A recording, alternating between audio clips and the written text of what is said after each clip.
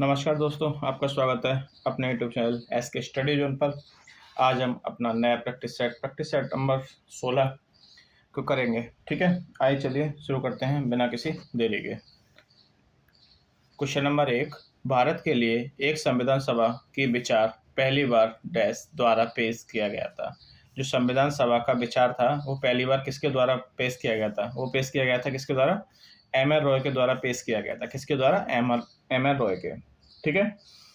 और जो कांग्रेस थी, कांग्रेस ने पहली बार संविधान सभा की मांग कब करी थी? इन्होंने मांग करी थी 1934 में। आगे बढ़ते हैं नेक्स्ट क्वेश्चन पे। क्वेश्चन नंबर 2, 13 दिसंबर 1946 को संविधान सभा में ऐतिहासिक उद्देश्य संकल्प किसने रखा था? तो वो रखा था जवाहरलाल नेहरू ने। जवाहरलाल नेहरू ने 13 दिसंबर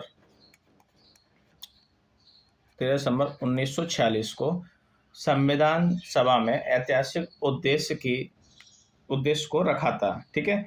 ये कब लागू हुआ था? ये जो प्रस्ताव था ये कब लागू हुआ था? ये लागू हुआ था 22 जनवरी। कब लागू हुआ था? 22 जनवरी 1947 को। ये क्या था? यहाँ पे लागू हो गया था या रखा था। ठीक है, आगे बढ़ते हैं नेक्स्ट क्वेश्चन पे।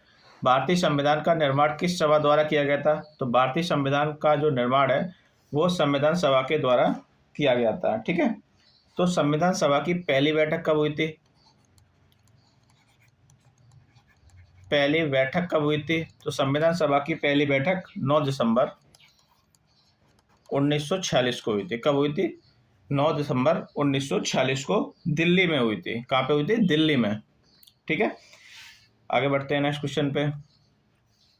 भारतीय संविधान को किस दिन अलंकीकृत अधिनियम या और आत्मर्पित किया गया है? तो कब किया गया है? ऑप्शन नंबर बी, मित मार्गशीर्ष शुक्ल सप्तमी संवत 2006 बिरकमी। ठीक है, आगे बढ़ते हैं नेक्स्ट क्वेश्चन पे। भारत एक गणराज्य है, इसका क्या अर्थ है? भारत एक गणराज्य है, इसका मतलब है भारत में वंशानुगत शासन नहीं होगा। मतलब कि जो शासन करेगा, जो राष्ट्रपति या प्रधानमंत्री या एज अ स्टेट कोई भी काम करेगा, उसमें क्या है कि चुनाव होगा। ठीक है, लोगों के द्वारा चुना गया नेता ही माना जाएगा। ठीक है, तो इसका अर्थ ये है। क्वेश्चन नंबर 6, भारत का संविधान सभा द्वारा प्रारूपित किया गया था और 16 मई 1946 को कैबिनेट मिशन प्लान के अंतर्गत कार्यान्वित किया गया था। उस समय संविधान सभा में सदस्यों की कुल संख्या कितनी थी? तो उस टाइम सदस्यों की संख्या थी 296। कितनी थी? 296। ठीक है, इसमें जो टोटल था 389। ठीक है, कितना था? टोटल था 389। ठीक है, ठीक, इसमें क्या था?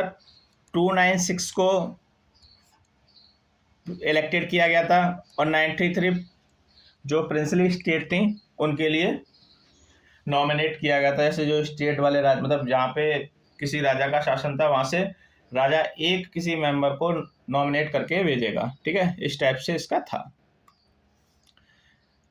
क्वेश्चन नंबर 7, प्रस्तावना में कौन सा शब्द यह दर्शाता है कि भारत ना तो किसी राष्ट्र के अधीन है और ना ही उपनिवेश है, बल्कि एक स्वतंत्र राष्ट्र है? तो इसका करेक्ट आंसर हो जाएगा, वो जाएगा संप्रभु। क्या हो जाएगा? संप्रभु। ठीक है, आगे बढ़ते हैं। निम्नलिखित में से कौन भारत को एक धर्मनिरपेक्ष राज्य बनाता है? तो कौन एक धर्मनिरपेक्ष राज्य बनाता है? तो वो बनाता है संविधान की प्रस्तावना। कौन बनाता है? संविधान की प्रस्तावना। ठीक है, जो धर्मनिरपेक्ष है उसको कॉन्स्टिट्यूशन अमेंडमेंट हुआ था 42वां। कौन सा कॉन्स्टिट्यूशन अमेंडमेंट? 42वां हुआ था। ठीक है, इसके थ्रू इसमें ऐड किया गया था। ठीक है, आगे बढ़ते हैं। क्वेश्चन नंबर 9, किस अंग्रेजी राजनीतिक वैज्ञानिक ने उद्देशिका को भारतीय संविधान की कुंजी कहा था? तो बोला गया था इनके द्वारा, सर अर्नेस्ट वाकनर के द्वारा बोला गया था। ठीक है, आगे बढ़ते हैं। प्रस्तावना को संविधान की राजनीतिक कुंजी के रूप में किसने वर्णित किया है? तो उनको किया गया है किसके द्वारा? के एम मुंशी के द्वारा। किसके द्वारा? के एम मुंशी के द्वारा। ठीक है, एक प्रसिद्ध न्यायविद और संवैधानिक विशेषज्ञ एन के पालकीवाला ने संविधान को पहचान पत्र कहा है। किसको संविधान का पहचान पत्र बोला गया है? वो बोला गया उद्देशिका को। किसको? उद्देशिका को। ठीक है, निम्नलिखित में से भारतीय संविधान की एकात्मक विशेषता कौन सी है? तो क्या हो जाएगा? एकीकृत न्यायपालिका। क्या हो जाएगा? एकीकृत न्यायपालिका भारतीय संविधान की एकात्मक विशेषता है। ठीक है, आगे बढ़े। क्वेश्चन नंबर 13, भारतीय संविधान की उद्देशिका में व्यक्त किए गए न्याय, सामाजिक, आर्थिक और राजनीतिक का आदर्श किससे लिया गया है? तो किससे लिया गया है? ये लिया गया रूसी क्रांति से। किससे? रूसी क्रांति से। ठीक है, आगे बढ़ते हैं। क्वेश्चन नंबर 14, भारत के संविधान को 1946 में कैबिनेट मिशन योजना तहत गठित एक संविधान सभा तैयार किया गया था। इस संविधान सभा में तैयार करने के लिए कितनी समितियां थी? तो इसमें 13 समितियां थी। कितनी? 13 समितियां थी। ठीक है, आगे बढ़ते हैं। निम्नलिखित में से कौन सा संविधान के बारे में सही है, मतलब कौन सा कथन निम्न में से सही है? तो ऑप्शन नंबर ए, मतलब जो इसका क्लॉज है, संविधान का मसौदा तैयार करना ही संविधान सभा का एकमात्र कार्य था। बिल्कुल सही है। एक बार जब संविधान अस्तित्व में आया, संविधान सभा को भंग कर दी जाती है। सही बात है। तो इसका आंसर हो जाएगा ऑप्शन नंबर सी, ए और बी दोनों। ठीक है, दोनों करेक्ट हैं। 9 दिसंबर 1946 को नई दिल्ली में संविधान सभा की पहली बैठक संविधान के सभागृह में हुई थी, जिसे अब क्या बोला जाता है? वो उस अभी क्या है, उस संसद भवन का केंद्रीय कक्ष है। ठीक है, संसद भवन का केंद्रीय कक्ष है। ठीक है, क्वेश्चन नंबर 17, संविधान सभा का अंतिम सत्र कब आयोजित किया गया था? तो संविधान सभा का अंतिम सत्र 24 जनवरी 1950 को आयोजित किया गया था। ठीक है, आगे बढ़ते हैं। डैश ने पहली बार विधायिका में 2 सदनीय व्यवस्था की। किसने? भारत सरकार अधिनियम के द्वारा पहली बार विधायिका में 2 सदनीय व्यवस्था की गई थी। ठीक है, आगे बढ़ते हैं। क्वेश्चन नंबर 19, संविधान में हमारे राष्ट्र का उल्लेख किन नामों के द्वारा किया गया है? तो जो किया गया है वो किसके द्वारा किया गया है? भारत और इंडिया, मतलब अर्थात इंडिया के द्वारा किया गया है। तो आर्टिकल नंबर 1 में ही है ये। ठीक है, निम्नलिखित में से कौन भारत को धर्मनिरपेक्ष राज्य वर्णित करता है?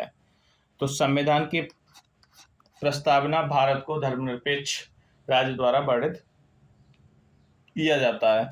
जो हमारा धर्मनिरपेक्ष है, यह 42वें संशोधन से 1976 में जोड़ा गया था। ठीक है, आगे बढ़ते हैं। क्वेश्चन नंबर 21, निम्नलिखित में से कौन सा शब्द 1975 में संविधान सभा की प्रस्तावना में सम्मिलित नहीं था? तो कौन सा शब्द था? वो अखंडता। ठीक है, अखंडता को उसको 42वें संशोधन से 1976 में जोड़ा गया था। ठीक है, क्वेश्चन नंबर 22, किस वर्ष में समाजवाद, धर्मनिरपेक्षता और अखंडता संविधान की प्रस्तावना में शामिल किए गए थे? तब कब किए गए थे? 1976 को 42वें संशोधन से इन्हें ऐड किया गया था। ठीक है, क्लियर, आगे बढ़ते हैं। भारतीय संविधान की प्रस्तावना में भारत को किस रूप में घोषित किया गया? तो भारत को एक सार्वभौमिक, सामाजिक, धर्मनिरपेक्ष और प्रजातांत्रिक गणतंत्र के रूप में प्रदर्शित किया गया। क्लियर है, आगे बढ़ते हैं नेक्स्ट क्वेश्चन पे। भारत एक गणतंत्र है, इसका क्या अर्थ है?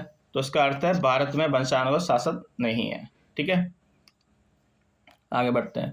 भारत के संदर्भ में निम्नलिखित में से कौन धर्मनिरपेक्ष का सही भाव व्यक्त करता है? तो भारत में कौन सा धर्मनिरपेक्ष का सही भाव प्रसिद्ध करता है? तो करता है वो भारत में राज्य का कोई धर्म नहीं है, मतलब वहां पे कोई राज्य की बिल्कुल फ्रीडम है। ठीक है, क्लियर है, आगे बढ़ते हैं। तो आज के लिए इतना ही। हमारे 25 क्वेश्चंस किए आज हमने। आपके क्वेश्चंस कितने सही गए, आपका स्कोर कितना रहा, आप कमेंट में जरूर बताएं। अगर आपको वीडियो अच्छी लगी तो वीडियो को लाइक करें और वीडियो को शेयर करें और हमारे चैनल को सब्सक्राइब करें। ऐसी डेली वीडियोस के लिए आप हमसे इस चैनल को सब्सक्राइब करके जुड़ सकते हैं। धन्यवाद। जय हिंद, जय भारत।